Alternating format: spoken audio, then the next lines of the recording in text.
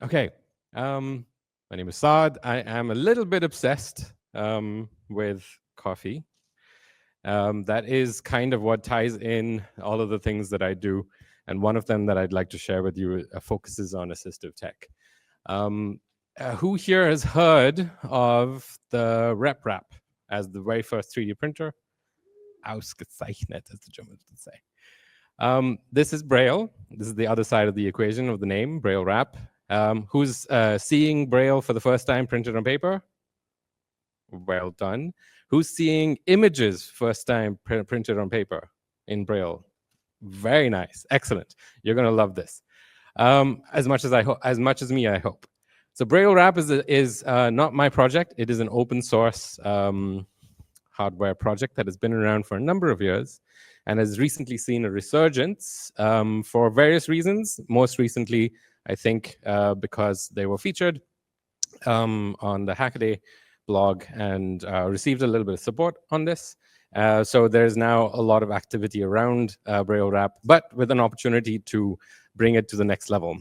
Since everybody is now already familiar, most of the hands that went up about RepRap, I wanted to show you this picture that comes from Wikipedia of the very first 3D printer.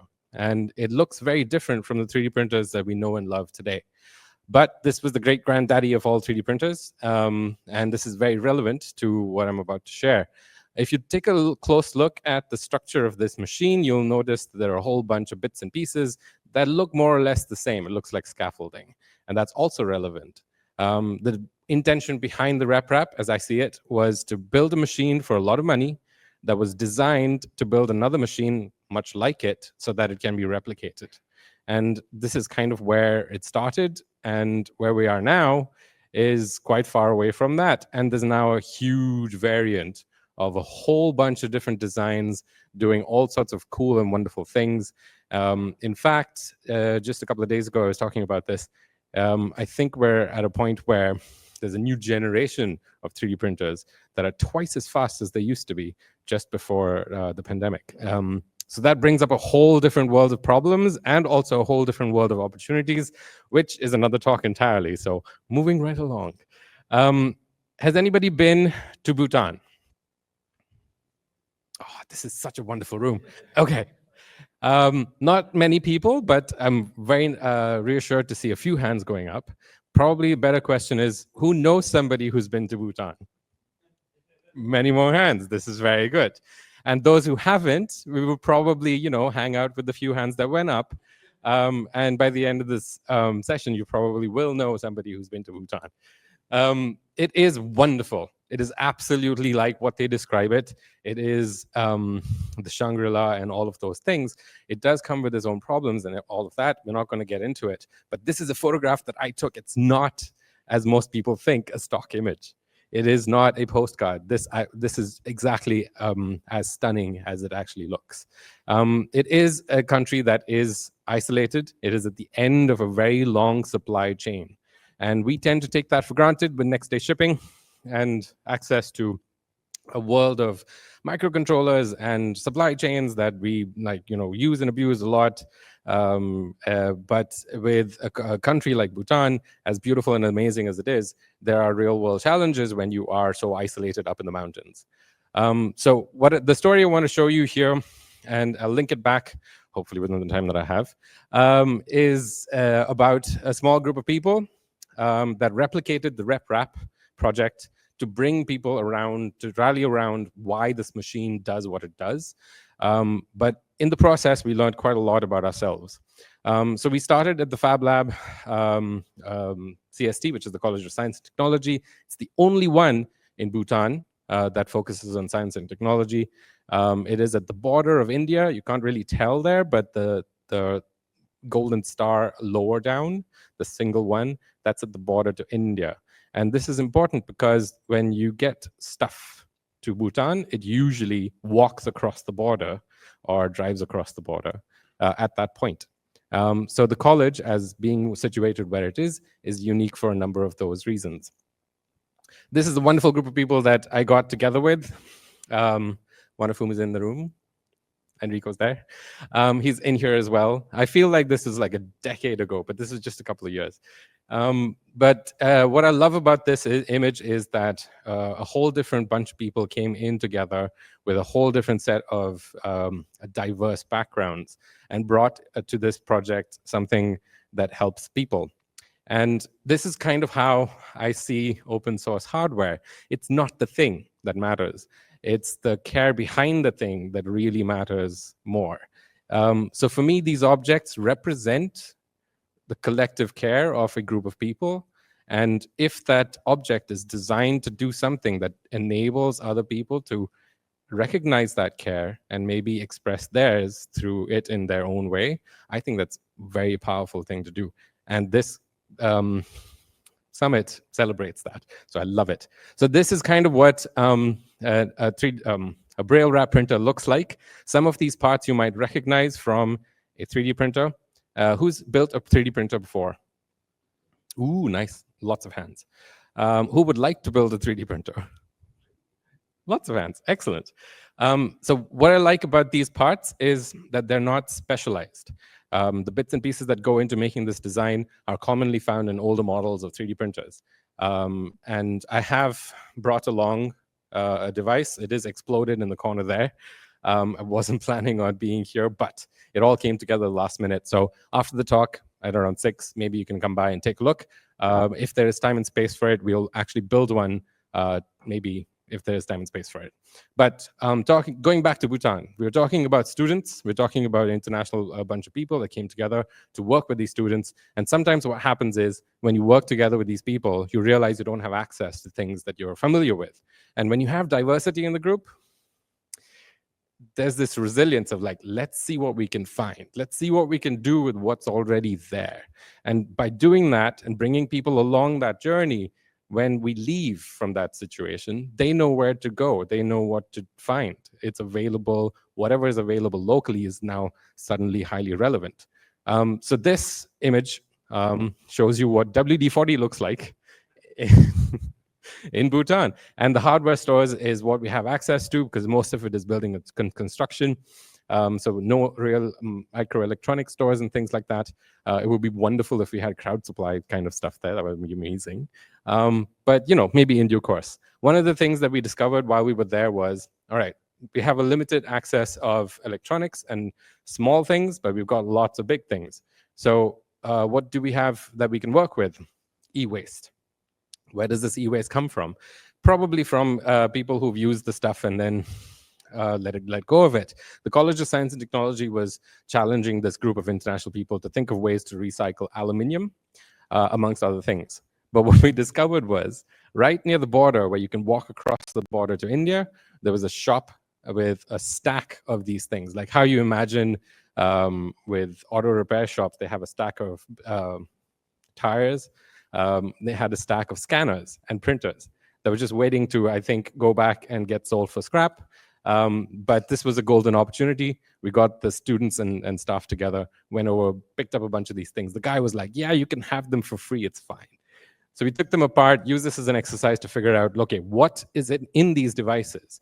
Incredibly disparate. We don't have any manuals to go with, tech spec, nothing like that. Take them apart, see what is inside and what isn't. What I found surprising was the students loved this. They were not just allowed to take things apart, they were encouraged to do so. So the box at the bottom says gold, what does it say? Treasures, yes. So the bits that we put aside were potentially useful in finding substitutions for the product that we were building. And what we were building was open source, so it allowed for the object to change to suit what we had on hand, rather than going and buying specific parts that meet a specific set of instructions. So this kind of thinking, I think, you find often in fab labs and so on, but it does require a bit of facilitation and a little bit of encouragement. Can I just click on it and see if it works? Yeah. So this is just a quick glimpse into what the space there. I'm just going to possible. And while we are doing this assembly, if anybody has built a BrailleRap before, you'll see they're doing it completely upside down. But we figured this out without really looking at the instructions. We had a printed set of instructions from that I downloaded earlier, but the students felt that they could try and figure it out just by like IKEA style hacking it. And so we encouraged this process. They learned by doing, they learned that it wasn't quite working. And at the same time, what I love about the Fab Lab is there's a whole bunch of other things going on at the same time. And this is relevant because while they're working on the physical side of this, they have all the tools necessary, all the guidance necessary, but they're just left to their own devices to try and figure something out. Over on the next table, we have a separate group that's trying to figure out all the electronics. There's motors, there's microcontrollers, basically an Arduino with a ramps board on it. If you've built a 3D printer, you know ramps is very common. So they're trying to figure out how to get those things moving. Meanwhile, they're printing parts that we found that were missing or not quite fitting, all at the same time. And what's special about this space is because they're making stuff where they need it, it's not just cute and nice to have as an alternative, it's the only option for fabrication for this particular place. And over in the corner, as a special bonus, you have what they're actually focused on, which is recycling aluminium. So you have a little furnace with a tiny blue thing, with a little crucible, which has molten beer cans that have been molted down into aluminium, and they're pouring it into a sand mold to create a part. And this was an experiment because this was happening right next to where we were assembling the 3D printer. What they're actually doing is printing a part that's necessary for the BrailleRap, just as a proof of concept. But because it was happening all at the same time, it was enough to blow my mind in ways that I didn't expect. Okay, moving right along. I mean, I'd love to talk about Bhutan all day, but we don't have all day.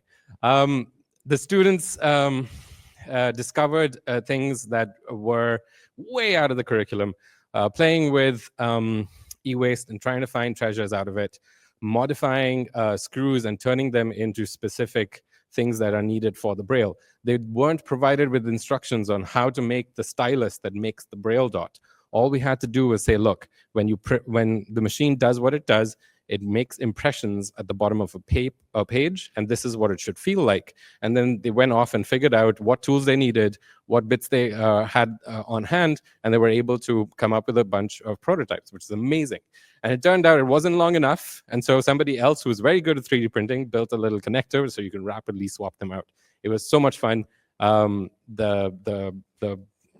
a lot to talk about, but the bit that they enjoyed the most was making the material required for the Braille to be printed on. And I mentioned paper earlier because that's how we've seen it before. But CST, this particular challenge, was about recycling aluminium. So they had a problem where they were accumulating a whole bunch of beer cans and they didn't have a way of getting them out of the thing because the waste stream was ending there. So we figured out that this machine could actually emboss on very thin beer cans. And in order to demonstrate that, we need a whole bunch of sample material. Where do we get the material from? Beer cans. Beer cans famously full of beer. A whole bunch of students were tasked with bringing materials for the next day, and they took it on themselves to empty the beer cans, but without being instructed to do so, they also washed them, cleaned them, flattened them out, and then cut them to A4 size. And that, to me, was like, yes, these kids know what they're doing. I mean, they know how to have fun, but they also understand that, they're trying to do something here. This is what software coding looks like. It's very difficult to show you a time lapse of, how much of our time is spent on actually rewriting the software. In this case, Andre was at it nonstop, and the rest of us were there as like emotional support.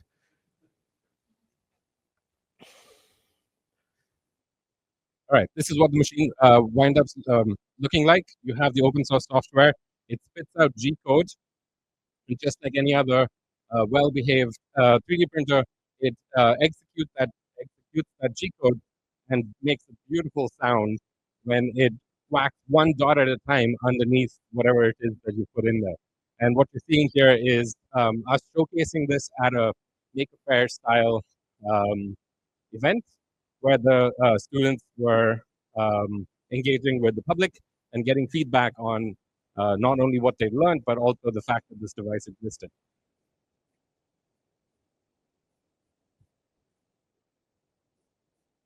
So for the people who have not seen images of Braille being printed, normally the Braille dots look like this. They're a grid of 6 or 8, and depending on the language you're coding for, it might be different. But because this printer moves back and forth and prints one dot at a time, you're able to do images. And this is different from the mechanical printers of the older generation, where they were based on either publishing type machines or typewriters, where every letter would be printed either 6 dots at a time or a combination of those. So the advantage, again, with an open source machine like this is that you can do more than what Braille was originally designed to do.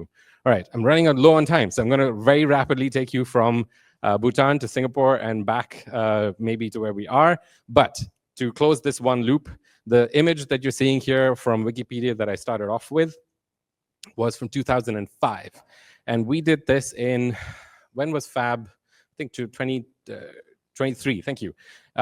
We met up with a person who was very interested in this device, who was also happened to be presenting there. I had no idea he was there. And that's Vic with the gray hair on the right-hand side. But that's also Vic in the black shirt who's holding the sign that says child, which is brilliant. He was the first he was the first person to replicate the BrailleRap, and he was very obviously taken with this idea that we've built this BrailleRap, replicated this BrailleRap in Bhutan, where he just happened to be speaking. And what's amazing about this is that the students got this, and they were able to connect with him directly and talk to him about, his motivations, his challenges, and the material concerns that they had. And it turns out that Vic has been working on assistive tech ever since, and he still is. It was an amazing way to connect the dots, and it was because of these events like this. Since then, the students have gone on to produce a larger version of it, and they put it on display all by themselves. So it's a validation that the project was not just dependent on these weird foreigners coming in and suggesting that they should do something with their time. They're able to now produce things on their own. There's a new version that's available, which is much wider than an A4. This is A3, and it's also able to do images. So if you want to know more about the Bhutan version of this project, this is the repository. Please do take a look. The website is broader than just Braille. It's about the aluminium recycling work that we were doing, and it includes work by Enrico and others. Okay, very quickly. Now, Singapore is where I'm based. I run a small space in a library, which is called the Punggol Regional Library, and upstairs we have a bunch of 3D printers and all of that, which is great.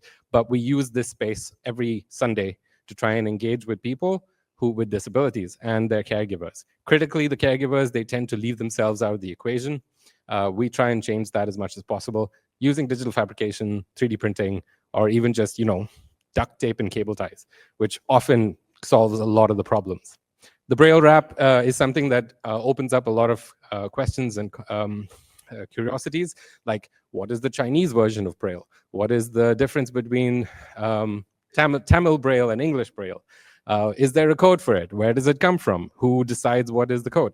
And can we change it? Of course we can, because it's open source. So then suddenly open source makes a lot of sense.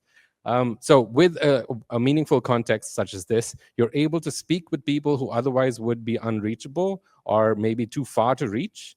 And with a project that is open, you're able to explore a different level of interaction with non-technical people. And that's kind of what I love about this project. Wherever you take it, I learn something completely new about people and the place. But, things are very familiar, like releasing the magic smoke in an Arduino. Who's not done this before, right? There's a wonderful mini museum outside of cliches, which I strongly recommend you go and visit. It has an exhibit of releasing the magic smoke that is very close to my heart. So hacks like these, where you can take apart an Ethernet cable and find a whole bunch of beautifully colored wires if you can't find prototyping wires. So you can replace things and fix things based on what's available. Worked with the team in the Philippines. They have a makerspace that was exploring lamps and stuff and furniture, but they also recognized the potential value of this.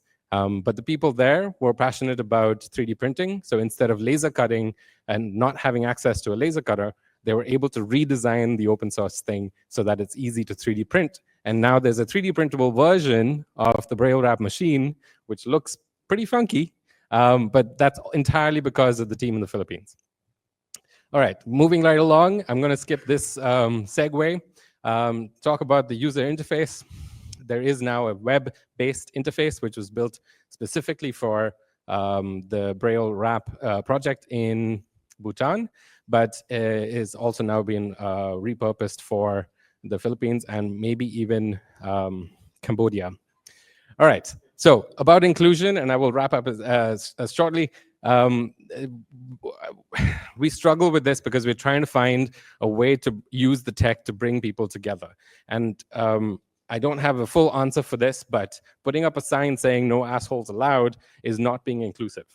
And yet it does cause problems, and it does get in the way of doing the things that you want to do. So if anybody has suggestions as to how to navigate around this, please do share. This is kind of where I'm coming from. I'm a tech person. This is my background. Has anybody seen this particular model or this particular framework before? Excellent. Okay, just a few hands.